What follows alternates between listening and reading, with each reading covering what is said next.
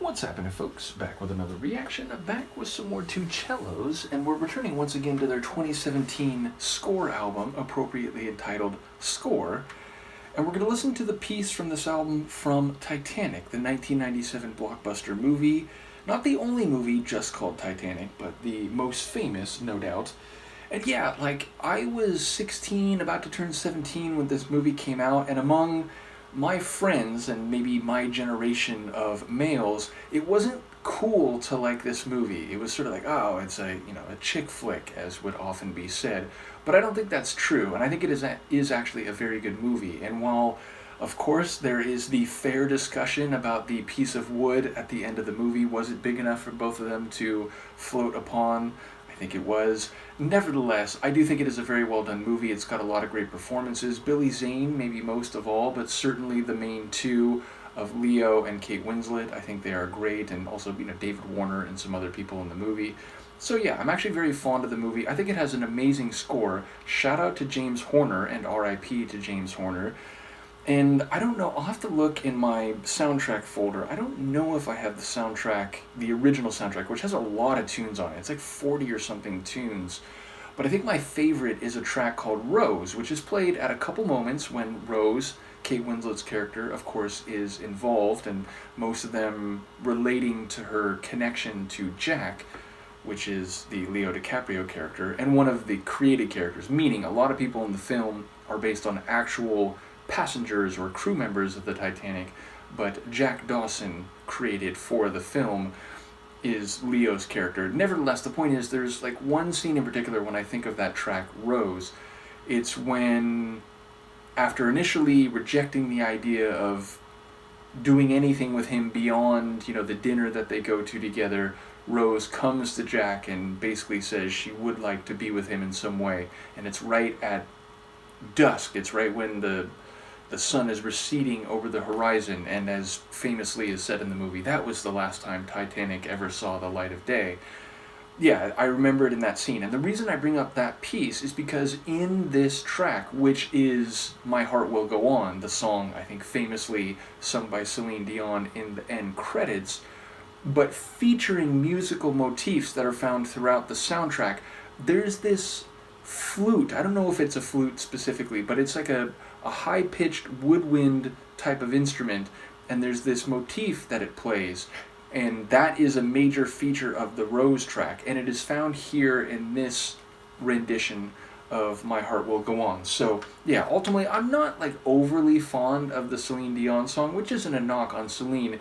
It's just saying that I like the score of this movie a great deal, but the theme song with actual vocals, it's not really part of the main movie. It's used in the credits. So yeah, when that happens, it feels like it's something else. It's related to the movie, but it's not part of the score. And this is, of course, the score. So yeah, I think this rendition of My Heart Will Go On is essentially, it's taking bits and pieces of the score, which again itself uses the same themes in different variations throughout the soundtrack. So shout out to James Horner, shout out to 2Cellos. Let's give it a listen. This is their version of My Heart Will Go On, a piece created in relation to the 1997 James Cameron film Titanic.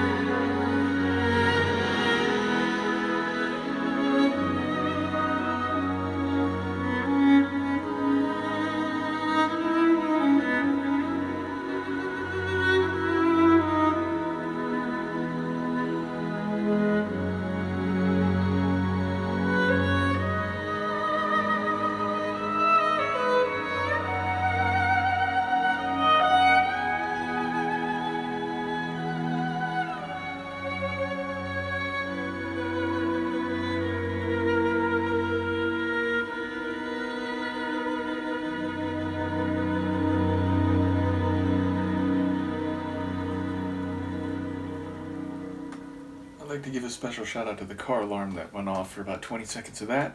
But again, it uses elements that are found throughout the soundtrack. And again, I think it's a very beautiful soundtrack. I do think it's a very compelling movie, and the emotional drama of the movie, it's funny because it's such a big story, and yet by the end of the film it's clear that the main story being told is the personal drama, the emotional drama, the romantic drama between Kate Winslet's character and Leo DiCaprio's character. But yeah, again, it's got a lot of great performances. I love hearing here the lead melodic line played by the 2Cellos, beautiful playing, and it's the kind of melodic line that you would normally hear in a violin. So hearing it in the cello gives it a slightly different sound.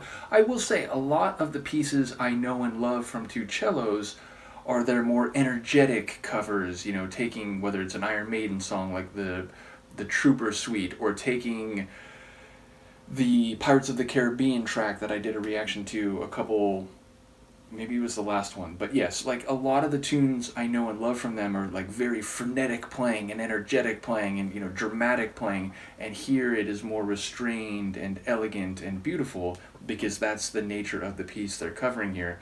But I think they do this just as well as the more intense, fast-paced bowing where you literally see the bow like falling apart as they are performing. But yeah, here it's a more, let's say, like traditional performance.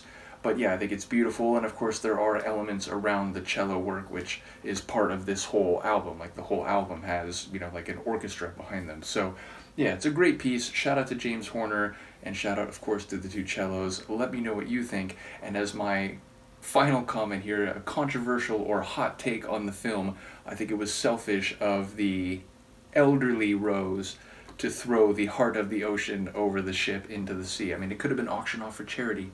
Think about what she could have done with that. I get it. It's like, it's her personal artifact, her talisman that was held onto for all those years, and then cathartically she can give it back to Jack, give it back to the ocean. But I always felt like that, that was a selfish move.